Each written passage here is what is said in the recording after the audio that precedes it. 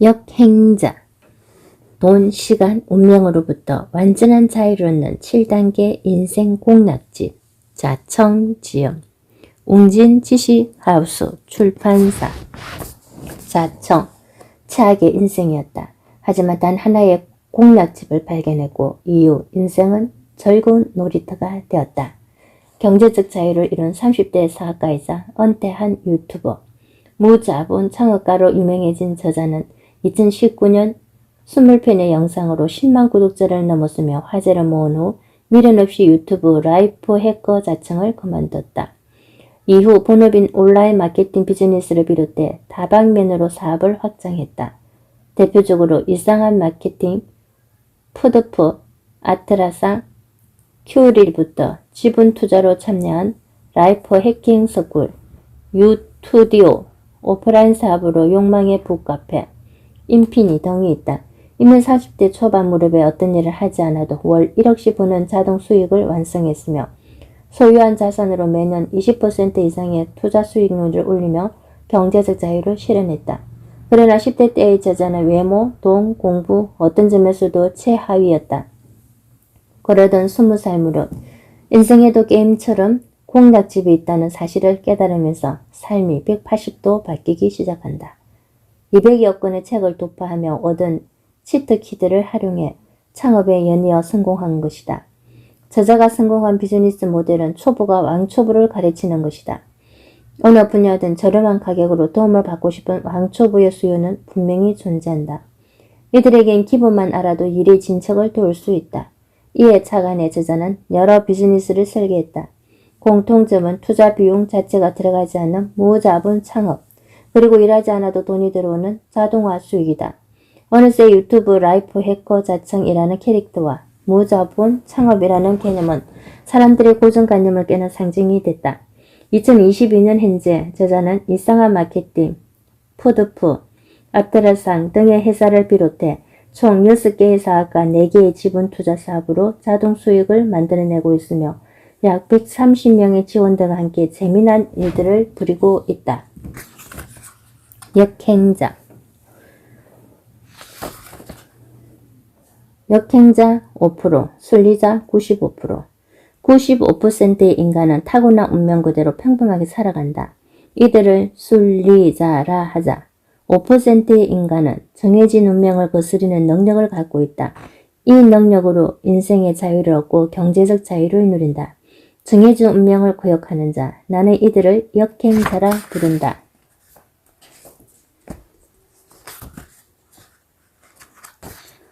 프롤로그, 30대 초반 일하지 않아도 월 1억씩 버는 자동 수익이 완성되다. 1,000만 원이 입금되었습니다. 사람들이 또 돈을 보내왔다. 2022년 이후로 한 달 동안 내 계좌로 3,170만 원이 입금되었다. 내가 공유한 방법을 통해 경제적 자유를 얻은 사람들이 고맙다며 송금한 돈이었다. 3명은 1,000만 원씩, 8명은 제각기 다른 금액으로 총 170만 원을 보내왔다. 더는 이렇게 받을 수 없어 나의 계좌를 마감해 생각했다. 이젠 고마움을 표하지 말고 본인을 위해 쓰세요. 물론 돈은 인간에게 필수적인 것이다. 하지만 난 이보다 더 중요한 것이 있다고 믿는다. 그건 바로 인생으로부터의 자유이다. 대단한 사학가도 아니고 재벌만큼 돈이 많지도 않고 수재도 아닌 나에게 단지 평범한 사람이 자유를 얻을 수 있는 방법을 이론화시키고 싶었다. 그리고 이제는 말할 수 있다. 나는 최악의 인생에서 역행자의 7단계 모델을 통해 자유를 얻었다. 학창 시절 내내 나의 인생은 3개의 큰 벽으로 가로막혀 있었다. 공부, 돈, 외모, 학교 꼴찌이자 인생 꼴찌 수준인 나는 이 벽들에 갇힌 채 좀비처럼 살아갔다. 누구를 질투해 본 적도 없다. 너무 큰 격차를 느낄 때 인간은 질투라는 감정 자체를 느끼지 않는다. 나는 스스로 너무나 열당한 존재라 믿었다. 인생에 어떤 희망도 없었으며 평생 월 200만 원 이상 벌 수 없을 거라 믿었다. 오로지 내 꿈은 바늘 공단 공장에 취직한 후 원룸에서 게임만 하는 삶이었다. 그게 행복이라 믿었다. 실제로 20살이 될 때까지 깨어있는 내내 게임만 하는 오타쿠로 살았다. 성인이 됐는데도 아르바이트 자리 하나 얻을 수 없었다. 문제가 있었다. 심한 여드름에 풀테 안경, 체크 무늬 셔츠, 사람 눈도 못 쳐다보는 상태였다. 그는 사회의 부정응자를 받아줄 사장님은 없었다. 그러던 나에게 기적이 하나 일어난다. 그 전까지는 글 읽는 걸 참 싫어해서 책도 멀리하는 편이었는데 어떤 한 권의 책을 읽게 된 것이다. 책을 집어든 이유도 참 단순했다. 인간관계에 서툴러서 사람들과 잘 어울리지 못하니 책을 읽으면 대화를 잘하게 되지 않을까 싶어서 대화법 책을 고른 것이다. 책 내용도 별다른 건 없었다. 경청의 중요성을 특히 강조한 책이었는데 책에서 알려준 대로 사람들을 얘기를 잘 들어주고 반응해주니까 점점 그들의 태도가 달라지는 게 느껴졌다. 그 전까지는 나를 잘 끼워주지 않던 사람들도 자연스럽게 나랑 얘기하는 걸 좋아하기 시작했다. 오히려 나한테 고민을 털어놓는 걸 더 편하게 느끼는 것 같았다. 그때 나는 하나의 희망을 보았다. 게임처럼 인생에도 공략집이 있구나. 나는 그 이후로 여러 치트키들을 점점 더 알게 된다. 이 지식들 덕분에 절대 넘을 수 없는 벽이라 느꼈던 공부, 돈, 외모, 레벨을 완전히 바꿀 수 있었다. 인생은 지옥이 아니었다. 영원히 바꿀 수 없는 게 아니라 계속 레벨업을 할 수 있는 재미있는 게임이었다. 온라인 게임보다 더 신나는 미치도록 재미있는 게임이었다. 세계의 벽은 점차 허물어져 갔다. 인생에도 공략집이 있다는 걸 믿고 치트키들을 획득하면서 인생은 핵심적으로 변해갔다. 4년이 지나자 매달 3천만 원이라는 거금이 들어오기 시작했다. 그 후 더 많은 경험치를 쌓아 30대 초반이 되었을 때는 아무 일을 하지 않아도 월 1억씩 버는 자동 수익이 완성됐다. 다시 몇 년이 지난 지금 나는 이보다 행복할 수 있을까 하는 생각을 하며 매일 아침을 맞이하고 있다. 나는 요즘 아침에 일어날 때마다 이 모습이 나라고 말도 안 돼 라고 생각한다. 외모 콤플렉스에 시달리던 과거의 나는 없다. 테니스, 헬스, 골프 등의 운동을 꾸준히 하면서 만족스러운 삶을 살고 있다. 제주도에서 2주간 머물며 이 책을 썼다. 수익, 자동화 덕분에 거의 일을 하지 않고도 열흘 만에 1억 원을 벌어들였다. 내 계좌에는 수십억 원이 굴러가며 돈이 돈을 벌어주는 상태가 되었다. 무일푼으로 창업한 내 회사는 130여 명의 정직원과 인턴 아르바이트생으로 돌아간다. 일상화 마케팅, 아트라상, 프로프 등 6개의 사업체는 내가 없어도 자동으로 돌아간다. 얼마 전 강남 한복판에 창업한 욕망의 북카페 루프탑에서 커피를 마시며 하루를 시작한다. 밤에는 최근 개업한 청담동 위스키바에 가서 사람들과 대화를 나눈다. 나는 단순히 경제적 자유를 넘어 시간으로부터의 자유를 얻었다. 인류 사학가나 부자들에 비해서 돈은 부족하지만 자유로운 시간만큼은 그 누구보다 많다. 나는 인생의 공략집이라고 생각한 이 특별한 방법들에 역행자의 7단계 모델이라는 이름을 붙였다.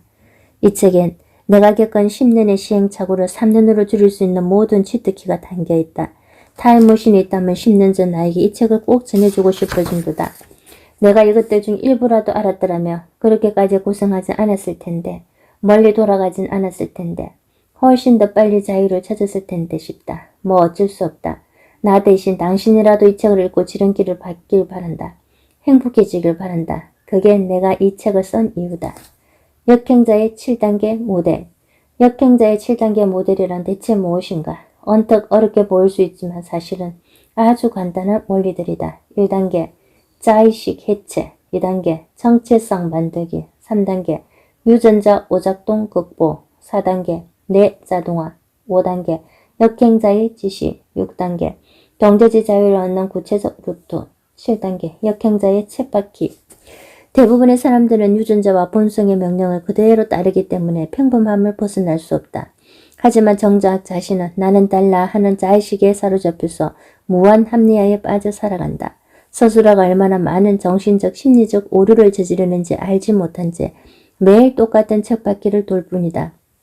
나 역시 20살까지는 이런 쳇바퀴에 갇혀 있었기 때문에 그 상황을 누구보다 잘 안다. 자, 왜 우리는 진짜 자유를 얻지 못했는가? 왜 늘 돈 이야기를 하지만 평생 돈에 허덕이는가?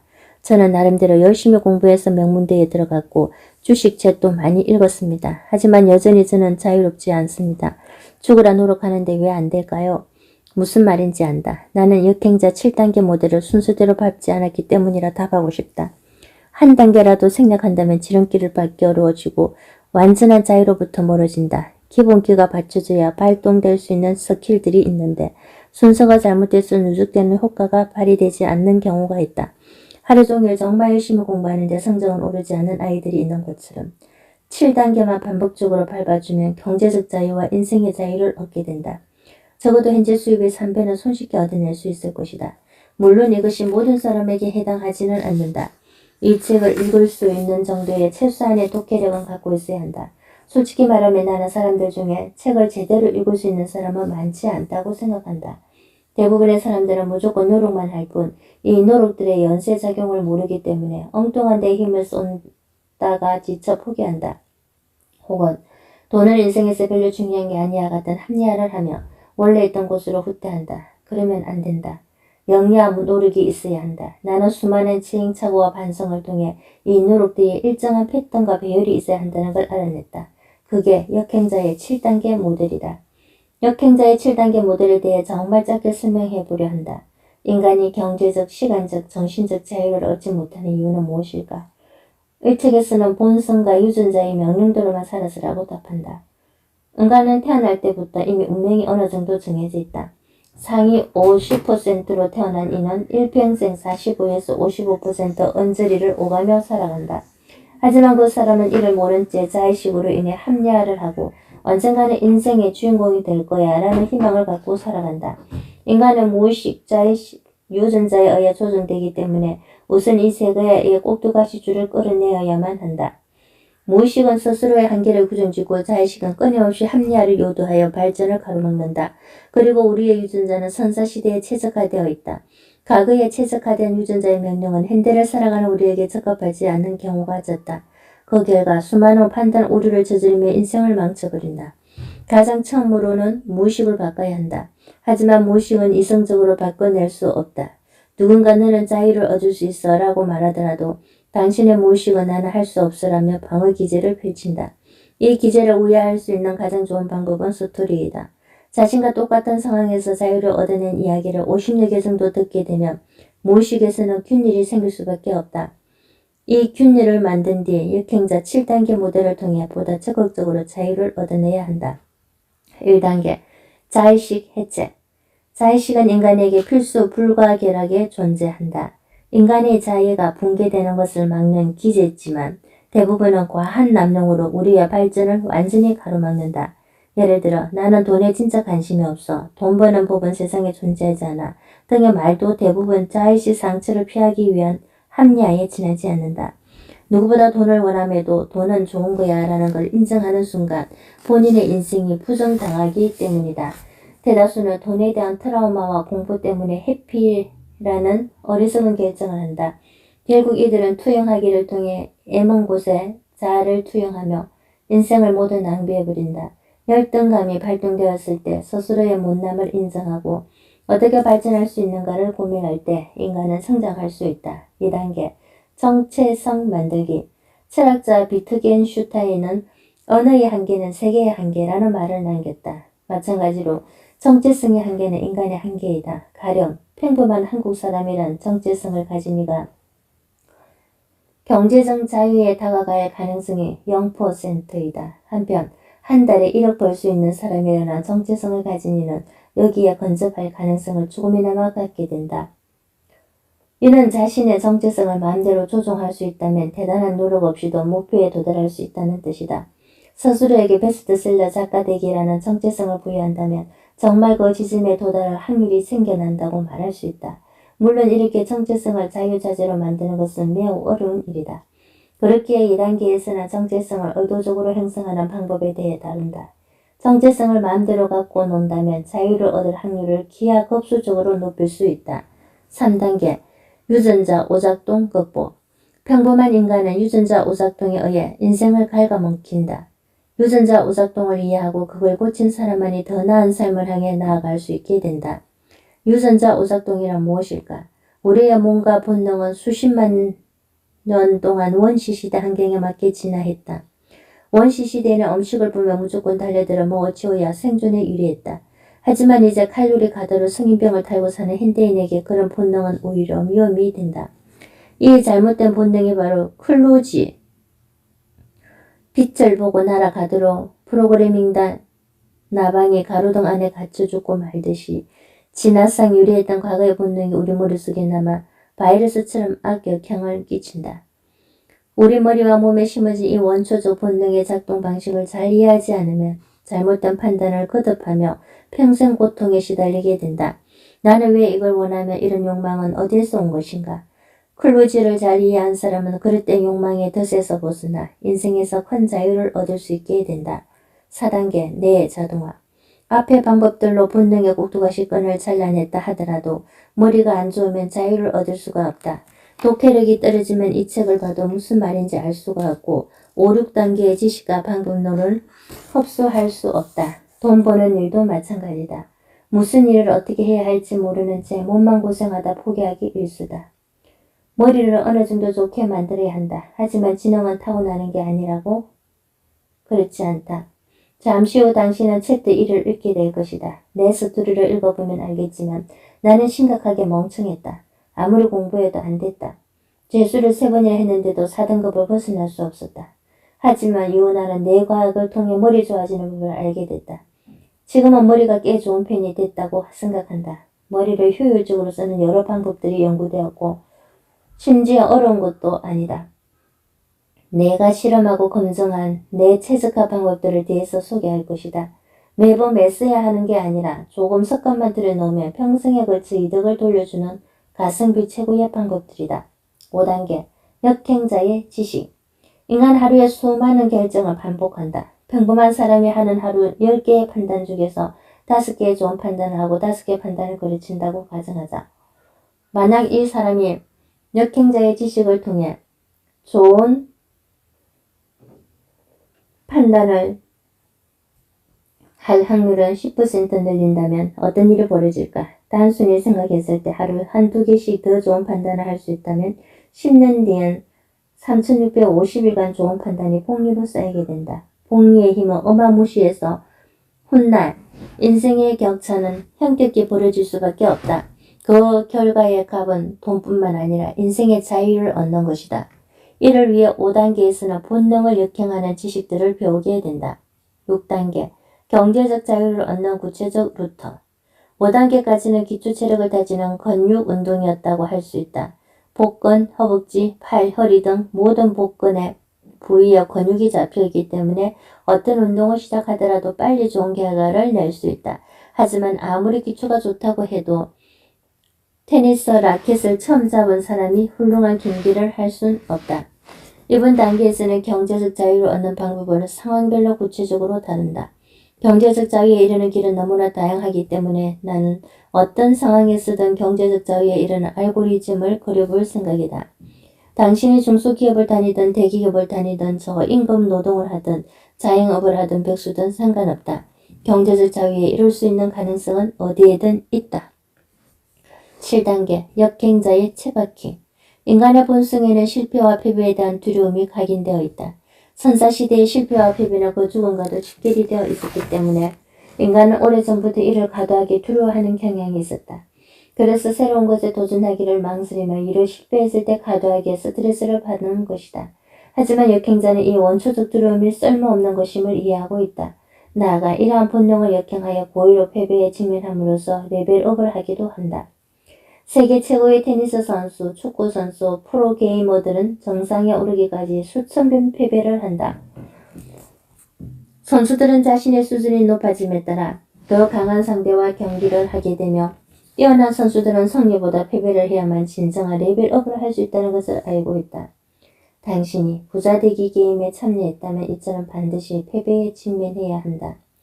역행자 1단계에서 6단계라는 쳇바퀴를 통해 패배에 직면하고 다시 레벨업이 반복되는 어느 순간 자신도 모르는 사이에 완전한 자유에 도달하게 된다. 세상에 공짜는 없지만 이 책은 서울대생이 유니콘 기업을 만드는 법, 수천억을 벌어들이는 법을 설명하지 않는다. 오로지 평균 이하의 사람이 돈과 시간, 정신으로부터 완벽한 자유를 얻는 방법에 대해 알려주고 있다. 그래서 세상을 혁신하고 싶은 기업가들, 더 많은 부를 쌓고 싶은 자산가들이 보기에는 적합하지 않다. 나는 당신에게 죽어라 돈을 모으며 살라고 강요할 생각이 전혀 없다. 사람마다 가치관은 다를 것이다. 나는 인생을 즐기면서 행복하게 사는 사람이 성자라고 생각한다. 현재를 희생하면서 미래를 바라보지 않았으면 한다. 그렇기에 당신에게 놀면서 쉬면서 효율적으로 살라라고 말하고 싶다. 실제로 나도 경제적 자유를 달성하기까지 10여 년 동안 치열하게 살지 않았다. 항상 8시간 이상 수면했으며 주말은 무조건 쉬었고 사람들과 어울렸다. 절대 무리해서 일하지 않았다. 단 기본적인 원칙은 지키며 역행자 7단계 모델을 따르려고 노력했다. 아래와 같이 말이다. 하루 2시간 동안 책을 읽거나 글을 쓰고 나머지 시간은 쉰다. 뇌를 업그레이드하는 가장 좋은 방법이다. 하루에 한 번 5분 생각의 시간을 갖는다. 이 여백의 시간을 통해 하루하루 복리로 좋은 결정이 쌓일 수 있다. 적극적으로 논다. 그리고 무조건 7시간 이상 숙면한다. 노는 것은 인간의 행복과 건강에 필요하며 창의성의 원천이 된다. 책을 읽기 싫다면 일주일에 하루, 그것도 30분만 읽자. 이런 차이는 훗날 나비 효과처럼 극적으로 되돌아온다. 죽으라 노력하지만 영원히 자유를 얻지 못하는 사람들이 있다. 이들을 가만히 보면 7단계 중 특정 단계에만 몰입해 있거나 몇 단계를 건너뛰는 문제를 갖고 있다. 그래서 열심히는 살지만 자의식의 방해를 받아 돈 버는 법 자체에 심한 거부감을 갖고 있거나 1단계 내 한계는 여기까지야라는 정체성에 매몰되어 자신의 목만큼만 일을 한다. 2단계 혹은 유전자와 본성에 휘둘려 이성적인 판단을 하지 못하거나 3단계 내가 더는 발달하지 못해 새로운 정보를 처리하지 못한다. 4단계 확률 게임 대신 읽는 게임을 반복하거나 5단계까지 알고 있지만 구체적으로 경제적 자유를 얻는 루트를 알지 못할 수도 있다. 6단계 다음 단계의 행동을 적극적으로 하지 않으면서 이리저리 핑계를 대는 것은 좋은 선택이 아니다. 나는 세상에는 분명히 공략집이 존재한다고 생각한다. 당신은 거저 순서대로만 움직이면 된다. 분명히 말할 수 있는 점은 이 책을 통해 수천원 자산가가 되는 법은 알려줄 수 없겠지만 자유를 얻는 법에 대한 힌트를 전달할 자신이 있다. 자, 놀면서 자유를 얻을 준비가 되었나? 시작해보자. 나는 어떻게 경제적 자유에 이르게 되었나? 역행자 7단계 모델을 따르며 인생에서 완전한 자유를 얻을 수 있다. 이 말을 듣는 순간 어떤 마음이 드는가? 당신의 무의식에선 곧바로 헛소리만 내가 될까? 당신은 특별한 케이스였을 뿐이야. 등의 방어 기제가 튀어나올 것이다. 나도 10대, 20대 초반에는 항상 그런 생각을 했기 때문에 그 마음이 무엇인지 잘 안다. 그러나 그런 방어 기제에 균열을 내지 못하면 당신은 절대 변하지 못한다. 그 상태에서는 어떤 책을 읽어도 헛소리하고 있네. 나는 할 수 없어 같은 생각만 들 뿐이다. 이런 무의식을 넘어서기 위해선 어떤 전략을 써야 할까? 당신과 같은 상황 속에서도 완전한 자유를 얻은 사람들의 스토리를 50개쯤 들으면 된다. 인간은 거울 누련을 가진 덕분에 남의 스토리를 읽어도 거기에서 자신을 투영하게 된다. 스토리를 통해 희로애락을 같이 느끼게 되고 그 드라마틱한 이야기에 몰입하게 된다. 마치 판타지 만화를 본 아이들이 주인공의 모션을 따라하고 대사를 외치는 것과 같은 이치다. 이번 챕터에서는 내가 어떻게 경제적 자유를 얻게 되었는지를 이야기할까 한다. 이 짧은 이야기를 통해 당신의 무의식에도 조금은 변화가 있길 바란다. 이후 챕터 2부부터 본격적으로 역행자 7단계 모델을 다룰 예정이다. 다음 이야기들은 가벼운 마음으로 읽어보길 바란다. 1막 세계의 벽 인생에서 절대 넘을 수 없을 거라 믿었던 것. 명진아, 너 머리가 돌이냐? 어떻게 그렇게 공부를 못하냐? 난 대강에도 반해서 10등을 하지 않냐? 15개 과목에서 가장 못 본 과목 점수가 70점이야. 그런데 어떻게 너는 가장 잘 본 과목 점수가 69점이냐? 넌 진짜 해도 안 되나 봐. 16살, 나는 반에서 35등이었다. 내 앞뒤로 있는 친구들은 아예 공부를 하지 않는 아이들이었다. 하지만 나는 나름 밤새며 벼락치기로 공부를 했는데 꼴찌에 가깝다니 이해할 수 없었다. 학교라는 세상에서 나는 가장 1등한 사람이었다. 이런 일이 반복되니 나는 뭘 해도 안 돼 라는 좌절감을 달고 살았다. 친구들은 넌 대체 잘하는 게 뭐냐 라고 놀리기 일쑤였다. 이 점 나를 더 큰 슬픔에 밀어넣는 일이 생겼다. 짝사랑하던 여자 K가 있었는데 그 아이의 무리에서 뽑은 우리 반에서 가장 해무스러운 남자 1등이 내가 된 것이다. 학창 시절 나와 짜게 된 여학생들은 울음을 터뜨리곤 했다. 그런 일을 자주 겪어왔음에도 해모남 1위는 꽤나 충격적이었다. 공부 못하고 못생기기만 한 게 아니라 돈도 없었다. 안산에서 가장 안 좋은 동네 친척이 우리를 가해 계획에서 빌려준 빌라에 살았다. 그거 아닌가. 아파트와 달리 빌라는 보일러를 틀지 않으면 바닥이 동상에 걸릴 만큼 얼음장처럼 차갑다. 우리 집이 그랬다. 집 안에서도 양말 없이 지낸다는 건 상상할 수 없었다. 잠을 잘 때는 몇 겹씩 옷을 껴안고 양말을 신고 점퍼까지 입어야만 했다. 옷을 끼입은 갑갑함보다도 누워있는데 입김이 나올 때의 느낌이 참 지옥 같았다. 따뜻한 물이 나오지 않아 한 달 내내 씻지 못하자 학교에서는 스멜이라는 별명이 붙었다. 어머니는 빚독촉을 해오는 친척들에게 울며 사정하는 게 일상이었다. 신이 원망스러웠다. 부모님도 괜찮은 외모를 갖고 있었고 형도 인내를 하고 있었다. 나만 유독 못생긴 것 같은 생각에 내가 주워온 자식이 아닐까 생각해 보기도 했다. 종종 어머니는 나를 다리 밑에서 주워왔다고 놀리고 가족들은 웃었다. 나는 그 말을 들을 때마다 웃을 수가 없었다. 정말 이 못난 외모는 주워온 거 말고는 설명할 길이 없다고 생각했다. 신이 있다면 정말 이럴 수는 없었다. 낡은 화장실에서 거울을 볼 때마다 나는 평생을 잘 살아낼 자신이 없었다. 중학생 시절에 항상 잠들기 전에 기도했다. 신이시여, 정말 저를 가르쳐 계신다면 내일은 제 외모를 바꿔주세요. 세상이 너무도 불합리한 것 같았다. 공부, 외모, 돈, 그 어떤 것도 나에게 넘을 수 없는 벽처럼 느껴졌다. 나는 도대체 왜 평범하지도 못할까? 나에게 가장 높은 벽은 4살 많은 사촌 누나였다. 누나 부모님은 교장선생님, 교감선생님이셨고 부유한 편이었다. 잠실에 살던 누나네는 명절이면 소고기를 먹었는데 그것도 참 부러웠다. 누나는 얼굴도 예뻤다. 우수한 성적으로 교대에 입학해 초등학교 선생님이 된 누나는 신부관 1위였다. 당시 교대는 내 성적을 비웃던 10등 친구도 절대 넘볼 수 없는 대학이었다. 우리 중학교에서는 전교 1, 2등을 해야만 기대해 볼 수 있는 곳이 교대였다. 내 인생을 둘러싼 세계의 높은 벽 위에 누나가 있었다. 19살까지 게임만 하고 살았다. 현실 도피였다. 잠에서 깨서 다시 잠들 때까지 게임만 했다. 19살이 되어 대입 공부를 했다. 1년 내내 공부했지만 평균 수능 등급은 5.5등급 정도로 1년간 노력한 점수가 전혀 공부를 하지 않은 친구보다 못했다. 지방대 야간 컴퓨터공학과에 예비로 들어갔다. 하지만 나는 학과 공부 자체에 어려움을 느끼고 곧바로 학업을 포기했다. 보다 못한 어머니가 다그치셨다. 명진아, 좀 인간답게 살아라. 쓰레기처럼 집에만 있지 말고 알바라도 해. 알겠다고 말은 했지만 나 같은 외모에 희끼 코모리를 누가 뽑을까 자신이 없었다. 편의점이나 고깃집 아르바이트를 10군데 정도 지원했지만 정말 아무 데서도 날 뽑지 않았다. 그러나 어머니는 포기하지 않으셨다. 아들, 오늘 엄마가 영화관에 갔다 왔는데 알바들이 멋있어 보이더라. 우리 아들도 잘생겼으니 거기 한번 지원해보자. 나는 생각했다. 어머니 눈에만 잘생긴 아들이에요. 저는 세상 쓸모없는 존재일 뿐이에요. 계속된 어머니의 성화에 억지로 지원했으나 당연히 탈락. 화가 난 어머니가 영화관에 전해서 격렬히 항의했다. 아니 왜 우리 아들이 안 돼요? 얘가 어때서? 당황한 매니저는 안 되겠다 싶었는지 마지못해 제안을 한다. 그럼 평일 오전 시간은 어떠실까요? 그때는 어차피 지원자가 없으니까요. 그 시간도 괜찮으면 아드님 보고 오라고 해주세요. 나는 이렇게 첫 직장에 나가게 됐다. 기대가 아주 없었다고 하면 거짓말일 것이다. 하지만 히키코모라 게임 오타쿠를 반겨줄 사람은 없었다. 일을 하자마자 왕따를 당했다. 어수룩한 태도에 옷 한 벌 직접 사본 적 없는 20살을 반겨줄 사람은 없었다. 실수도 잦아 40명의 아르바이트생들 사이에서 뒷말이 나오기 시작했다. 시킨 일을 항상 까먹고 어리버리했다.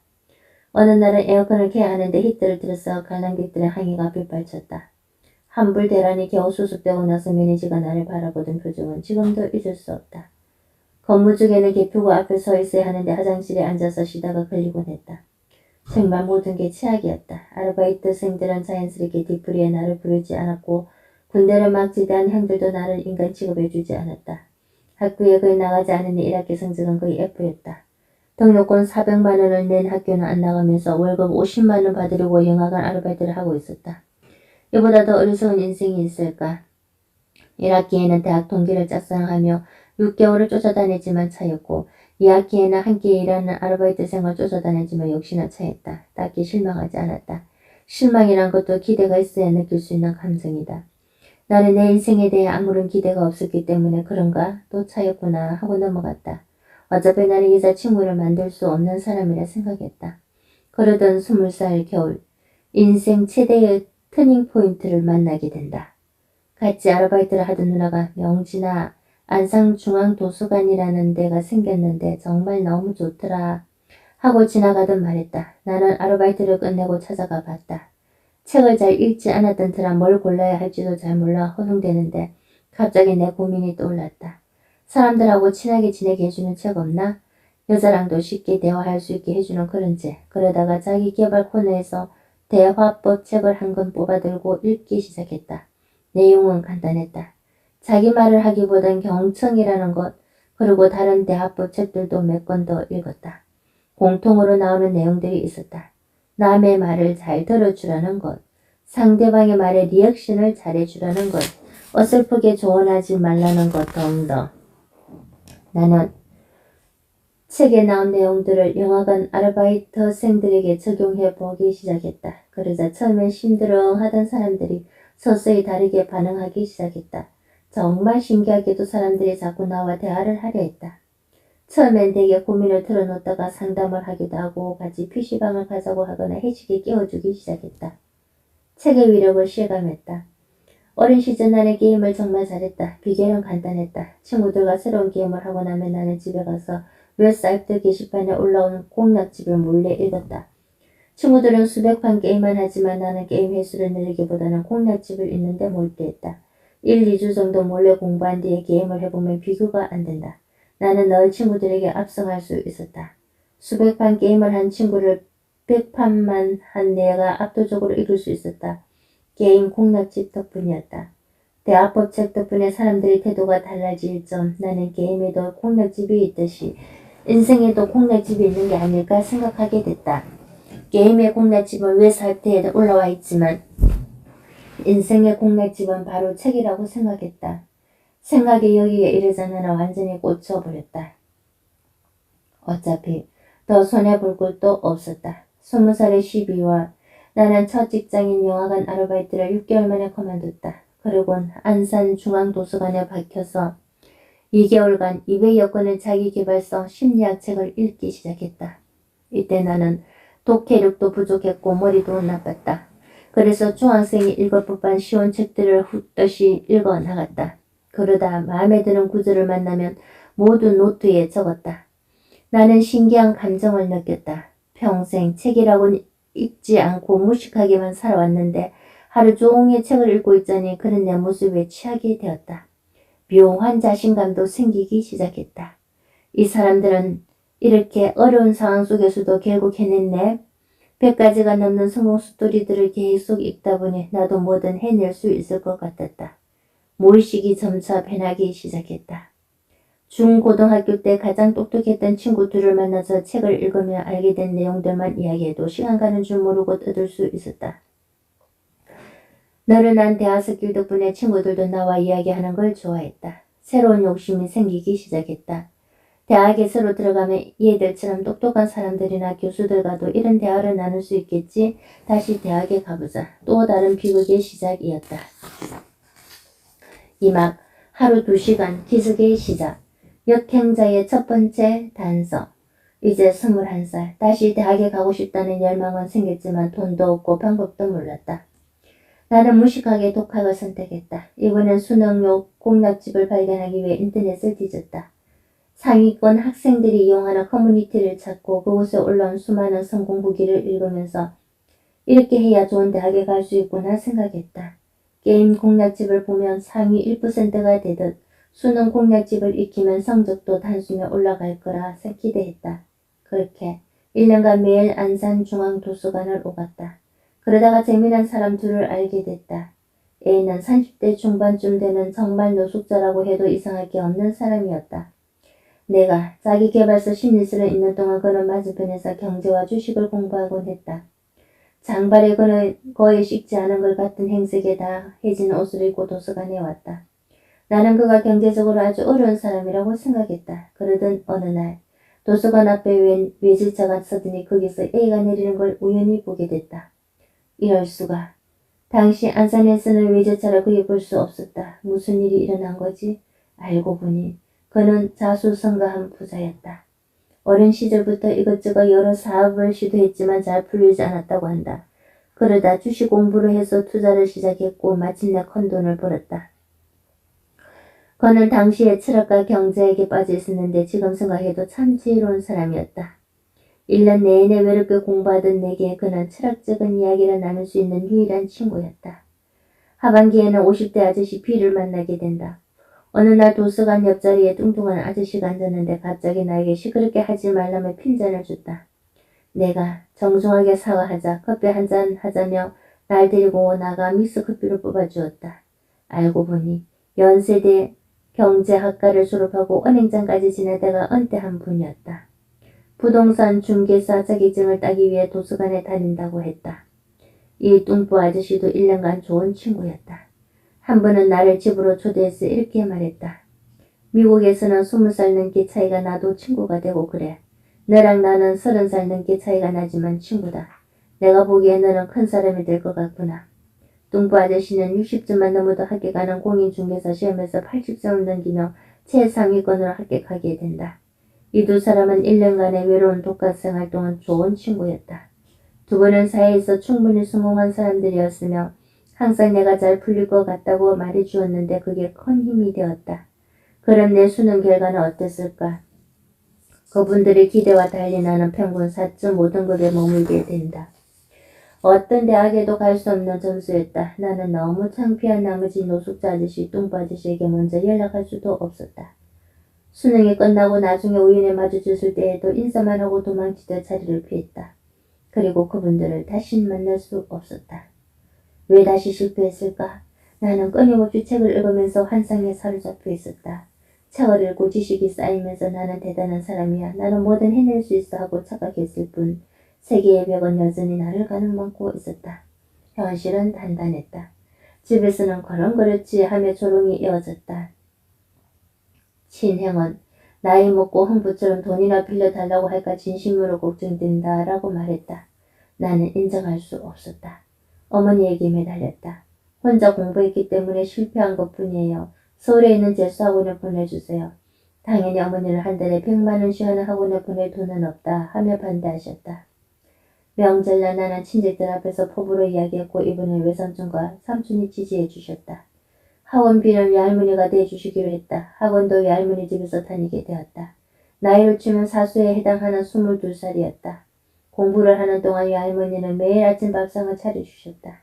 내 인생에서 가장 따뜻한 1년이었다. 거의 꼴찌로 들어간 재수학원이었지만 담임선생님은 나를 예뻐해 주셨다. 수능 직전에는 선생님께서 이렇게까지 성적이 오른 사람은 명전이가 처음이다 하고 말씀하실 정도로 모의고사 점수가 좋았다. 특히 학원에 들어갈 때만 해도 5등급이었던 수학과 영어가 6개월 만에 1등급으로 올랐다. 기대를 한 몸에 받았다. 하지만 신은 손쉽게 행복을 선물해 주지 않았다. 수능 시험 당일 너무나 긴장한 나머지 어느 영역에서 8문제나 풀지 못했다. 결과는 4등급. 정신이 완전히 터져버렸고 아직도 그날 시험을 어떻게 봤는지 잘 기억나지 않는다. 지금 생각해보면 그게 내 진짜 실력이었다. 꿈은 컸다. 최상위 대학 사회과학대학에 가고 싶었지만 현실은 시공청보다 못했다.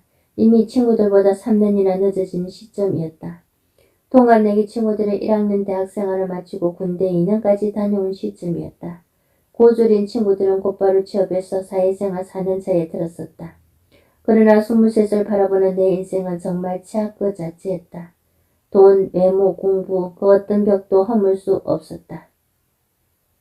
한창 꽃다운 그 시절에 나는 아무것도 가진 게 없이 밥만 축내는 인간이었다. 재수생활이 끝나고 안산에 돌아와 나는 방구석에 틀어박혀 철학책을 읽는 척했다. 과거엔 게임으로 도피했고 23엔 철학으로 도피했다.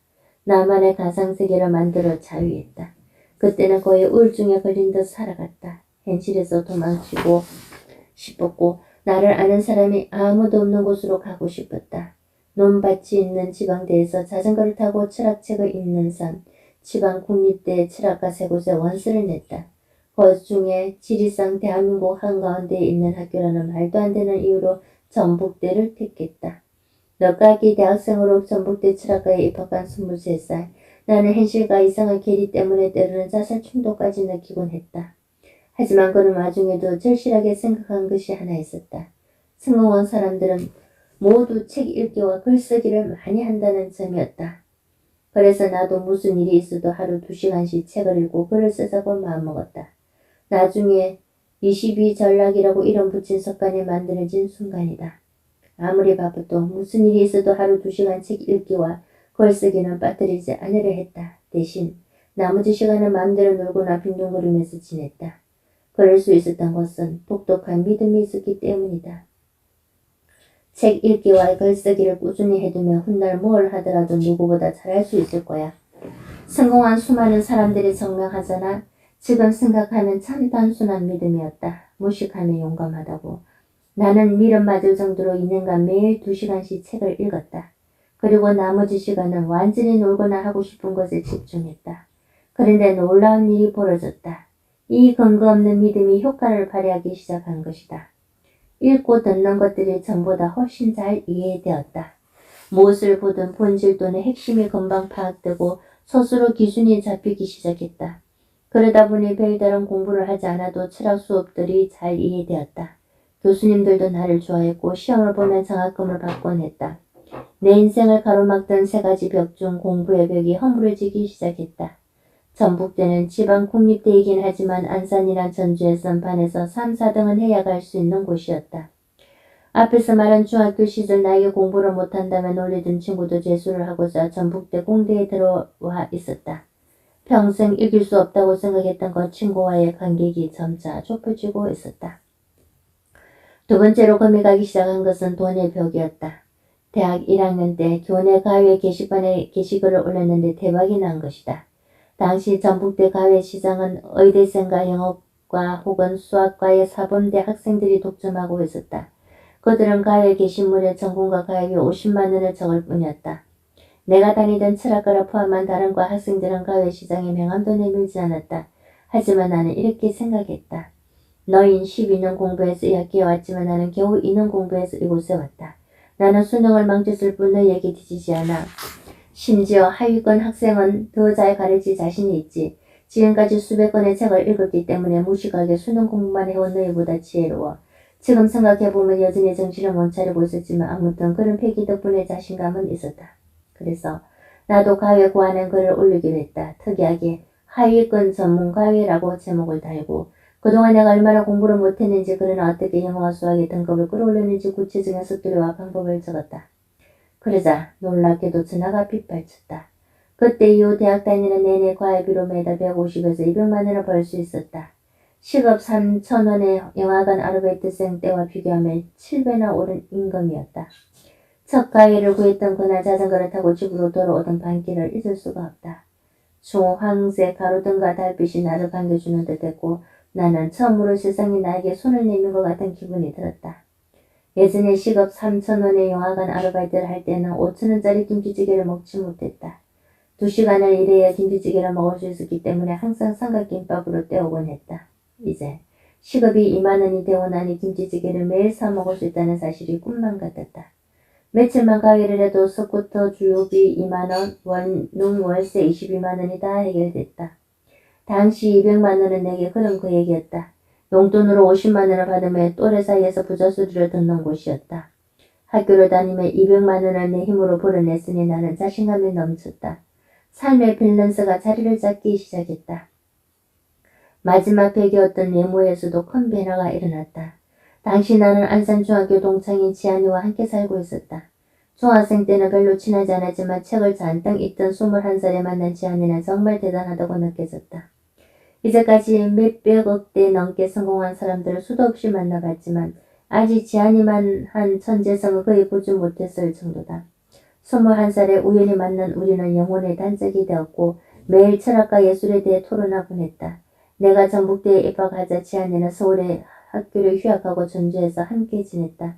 훗날 첫 사업의 동업자가 되기도 한 지안이는 깨지지 했던 나와 달리 멋진 친구였다. 학창시절 반장을 도맡아 할 정도로 인기가 있었고 머리도 좋았다. 문학과 영화에 대한 조예도 깊고 나에겐 서상이자 우상 같은 존재였다. 그러던 어느 날 잠에 빠지는데 나를 많이 쳐다보는 느낌이 들었다. 지안이었다. 나는 소름이 끼쳐 지안아 무슨 일이야? 하고 물었다. 그래서 지안이는 일단 자, 이따 저녁에 얘기하자는 말을 남기고 잠을 청했다. 다음날 내내 지안이가 무슨 말을 할지 신경이 쓰였다. 방을 치우지 않아서 화났나? 그런데 저녁에 마주한 지안이는 의외의 말을 했다. 밤새 너에 대해 고민했어. 너는 뛰어난 점이 많은 앤데 내가 널 너무 방치한 것 같다. 이제 내 말대로 해. 옷, 헤어스타일, 안경, 피부, 신발까지 다 바꿀 거야. 야, 가회로 모은 돈 얼마나 되냐? 당장 객사 그리에 있는 지오다노에 가자. 나는 깜짝 놀라 나머지 이런 소리를 했다. 지안아, 근데 지오다노면 바지 5만원씩 하는데 아냐? 너무 비싸. 난 그냥 만원짜리 바지면 되는데. 지안이는 단호했다. 헛소리 말고 그냥 따라와. 산막, 배수의 진. 19,000원이 입금되었습니다.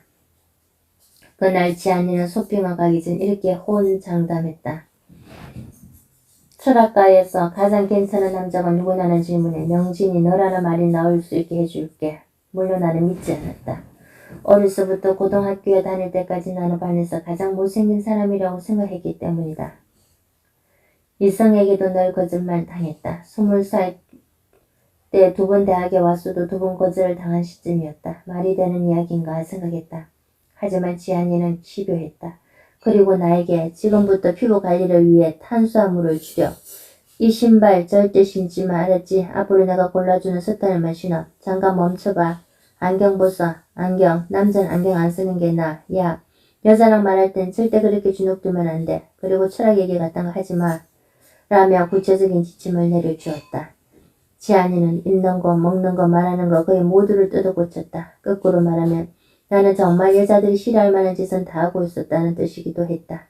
지안이의 약속 이후 나의 삶은 완전히 달라졌다. 거울을 볼 때마다 이게 나라고 믿을 수 없음을 연발하게 됐다. 그전까지 단 한 번도 사람들이 나를 좋아한다고 느낀 적이 없었지만 이때부터는 넘치도록 많은 사랑을 받기 시작한다. 이상형을 만나는데 무리가 없어졌고 인기가 많아졌다. 지안이의 말이 현실로 실현되며 외모라는 마지막 벽이 허물어지기 시작했다. 그렇게 사람다운 꼴을 갖춰갈 때쯤 갑자기 지안이와 멀어지게 되었다. 지안이가 스쿠터를 타다가 다리를 크게 다쳐 다시 집으로 올라가게 된 것이다. 나는 갑자기 혼자가 됐다. 하지만 지안이의 가르침들을 잘 따랐다. 다음 해에는 첫 연애를 시작했고 그 뒤로도 몇 번의 연애를 하게 되었다. 그리고 여느 서툰 청춘들처럼 여러 시행착오를 겪었다. 불같던 사랑과 지옥 같은 고통을 경험하기도 했다. 여자친구에게 이별을 통보하고 오랫동안 죄책감에 괴로워하기도 했다. 세상에 무너질 것 같은 고통을 절절하게 겪으면서 사랑의 쓴맛을 제대로 경험했다. 이 감정들은 훗날 사업 아이템을 정하는 데 결정적인 역할을 했다. 이때가 2010년 24살이었다. 애초 철학과에 지원할 때 나는 철학이 행복을 가져다 주지 않을까 기대했다. 하지만 대학에 와서 본 철학과 교수님들은 행복해 보이지 않았다. 대학 내 정치적인 문제로 갈등을 빚거나 시간 강사에 대한 모습을 보면 평범한 사람들과 다를 바 없었다. 전공 수업에서도 행복 같은 건 따로 가르치지 않았다. 인식론, 행위상학, 가치론 등 굉장히 전문화된 지식들만 배웠다. 철학에 실망을 느낀 나는 몇 년 전까지 열심히 공부하던 심리학을 다시 파고들었고 심리학과 전공 수업도 들었다. 그런데 최신 이론들이 전혀 반영돼 있지 않고 내 이론을 답습하는 것 같았다. 강의의 수준도 실망스러웠다. 점차 대학에서 배울 게 별로 많지 않을지도 모른다는 생각이 이르렀다. 4년 전 겨울처럼 24살의 나는 다시 도서관에 처박혀 2달 내리 책만 읽은데 했다. 사람의 행복에서 아주 중요한 요소는 좋은 짝을 만나는 것이라는 신념도 이때 생겼다. 그해 겨울 다리를 회복한 지안이를 다시 만나서 많은 이야기를 나눴다. 떨어져 있던 1년간은 각자 새로운 경험을 통해 우리의 문제를 자각하게 되었다. 우리는 서로 똑똑하다 자유했지만 다 뜬구름 잡는 얘기였을 뿐이야. 현실적으로 우리는 돈을 벌어야 해. 나 다리 부러졌을 때 사실 돈이 없었어. 병실 옆자리에 웬 동네 큰다리 손가락에 잘려서 와 난동을 피웠어. 그런데 그 사람도 돈이 없어 고민하고 있더라고. 그 사람이나 나나 수술비가 없었지. 그때 이런 생각이 들더라고. 내가 이 큰들이랑 정말 다를까? 몸을 다쳐도 수술비가 없으면 똑같이 이런 처지가 되는데도. 우리의 대화는 한 방향을 향해 나아가고 있었다. 나와 지안이는 영화 소셜 네트워크를 떠올렸다. 그전까지 사업이란 적어도 몇 억씩 투자금이 들거나 큰 사무실에서 시작해야만 하는 무서운 것인 줄로만 알았다. 그런데 영화를 보면서 돈이 전혀 없어도 사업이 가능하다는 걸 깨닫게 되었다. 영화 속 페이스북 창업자들은 기숙사, 창고 등에서 돈 한 푼 들이지 않고 사업을 시작했다. 우리도 그럴 수 있을 것 같았다. 아니, 그거 말고는 달리 뾰족한 수도 없었다. 그때 지안이가 결정적인 아이디어를 냈다. 명진아, 너가 그동안 심리학을 많이 공부했으니까 이별 상담 사업을 해보면 어떨까? 사무실 빌리지 말고 온라인으로 말이야. 너는 상담 공부를 해봐. 나는 웹사이트 만드는 방법을 공부해볼게. 같이 해보자. 나는 호기롭게 대답했다. 그래, 그동안 공부한 지식이면 거의 모든 남녀 문제를 해결할 수 있어. 애인이랑 헤어지던 애들도 내가 상담해준 뒤로 다시 잘 만나고 있잖아. 그래, 이걸 한번 팔아보자. 딱 월 50만원씩만 벌어보는 거야. 나도 이제 가을 지겨워. 이렇게 매일 스쿠터 타고 다니다 동상 걸릴 것 같아. 방학 동안 딱 월 50만원 수익 프로젝트를 해보자. 그리고 나도 얼마 전에 블로그 마케팅 공부하다가 시험삼아 무한도전 관련 글을 썼더니 조회수가 3만 넘게 나왔어. 그동안 내부 지식인 활동 많이 해서 계급도 높으니까 그것도 활용할 수 있을 거야. 돈 한 푼 안 들이고 광고할 수도 있어. 우리는 배수의 진을 쳤다. 나는 모든 가요를 그만두었다. 그리고 지안이와 합숙을 시작했다. 앞서 말했듯이 그동안 2년간 2시간씩 책 읽기와 글쓰기를 놓지 않았다. 새로운 걸 받아들이고 본질적인 것들을 찾아 연결하는 데 최적화된 상태였다. 우리는 2개월간 각자 최선을 다해 사업을 준비했다. 지안이는 웹사이트 제작을 공부했고 나는 마케팅과 심리학을 봤다. 사업과 마케팅 분야는 전혀 몰랐기 때문에 책을 30권 정도 쌓아두고 읽어나갔다. 역행자의 7단계 모델 같은 건 아직 없었지만 모르는 분야에 들어갈 때 책을 20권쯤 읽으면 남들보다 훨씬 빨리 목표에 도달할 수 있다는 확신이 있었다. 게다가 이제는 2개월 후 창업이라는 구체적인 목표를 떠올리며 책을 읽어나가기 는 상황이었다. 한 장 한 장 읽을 때마다 아이디어들이 샘솟았다. 나는 이별했거나 연애 고민이 있었을 때 어떻게 했지? 그래, 헤어진 여자친구 있는 법을 검색했었어. 그 검색으로 내부 지식인 작업을 하고 블로그를 써두자. 나와 같은 고민하는 사람들은 이 키워드로 검색할 거야. 블로그나 지식인을 타고 온 사람들이 우리를 신뢰하게 하려면 전문성을 보여줘야 해. 특히 칼럼이 중요해. 칼럼에서 완벽한 전문성을 보여주면 된다. 2년 넘게 단련해온 글 솜씨를 발휘하자. 후기가 있어야 한다. 후기가 없으면 나라도 믿지 않을 거야. 대학 때 내가 연애 상담에서 잘 되었던 친구들에게 진순한 후기를 남겨달라고 해야지. 그리고 또 내가 괴로울 때 했던 일이 뭐였지? 고민 상담을 해주는 내부 카페에 들어가 봤었지. 그럼 거기에도 칼럼을 쓰자. 단, 절대 상업적인 냄새가 나면 안 돼. 있는 사람에게 진짜 도움이 될 만한 정보를 주는 거야. 일단 그래야 신뢰가 쌓여. 그렇게 열심히 생각하고 준비하기를 2달. 2011년 1월에 우리는 사이트를 오픈했다. 상담비는 5만원. 우리는 초대박이 날 줄 알았다. 하지만 충격적이게도 아무도 상담을 신청하지 않았다. 여유 자금은 고작 4만원 남은 상태였다. 지안이와 나는 일주일간 식빵과 우유만 먹으며 버티자고 결심했다. 그렇게 식빵과 우유로만 버티며 3일이 지나자 우리는 생존의 위협을 느꼈다. 원룸 앞 트럭에서 파는 2,000원짜리 아메리카노가 정말 마시고 싶었다. 혹시나 싶어 웹사이트 메인 카페를 수정하고 상담료도 19,000원으로 낮췄다. 일단 한 번이라도 상담 신청이 들어오면 빵이나 밥을 사 먹을 수 있다는 생각밖에 들지 않았다. 우리는 잘 되길 기도하고 잠에 들었다. 그 다음날 아침 7시에 문자가 하나 왔다. 19,000원이 입금되었습니다. 내 인생에서 가장 기쁜 순간 중 하나였다. 그때 지안이가 했던 말이 아직도 기억난다. 명진아, 우리 아메리카노 마시러 가자. 우리는 그 다음 달 3천만 원을 벌어들이게 된다.